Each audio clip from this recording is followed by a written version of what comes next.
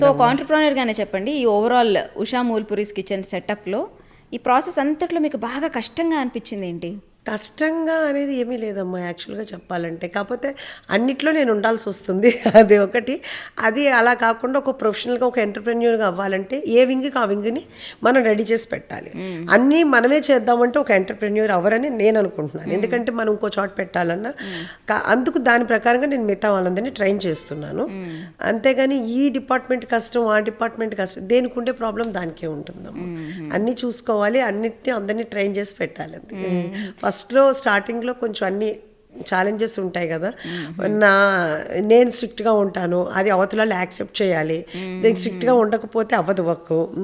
So అన్నిటికీ మనం సిద్ధమయ్యి దాని ప్రకారంగా వాళ్ళని ఎలా ట్యూన్ చేసుకుంటూ రావాలి. సో మరి ఇప్పుడు దీన్ని ఎక్స్పాండ్ కూడా చేస్తున్నాను అంటున్నారు. అసలు మీరు ఎంత పెట్టుబడి పెట్టారు దీని మీద? యాక్చువల్గా చెప్పాలంటే నమ్మరు కానీ ఇదంతా మా హస్బెండ్ హ్యాండ్స్ మీదే జరిగింది అంతా మొత్తం అంతాను. సో ఇంకా అసలు మేము అకౌంట్స్ చూసుకునే అంత టైం కూడా మాకు లేదు. వచ్చిన అది ఏదైనా కానీ అలా స్టార్ట్ చేసి పెడుతూనే ఉన్నాం. కానీ ఇంత బడ్జెట్ అని కాదు, ఏది కావాలో అది నాకు ఇది కావాలి అంటే అది చేస్తున్నారు.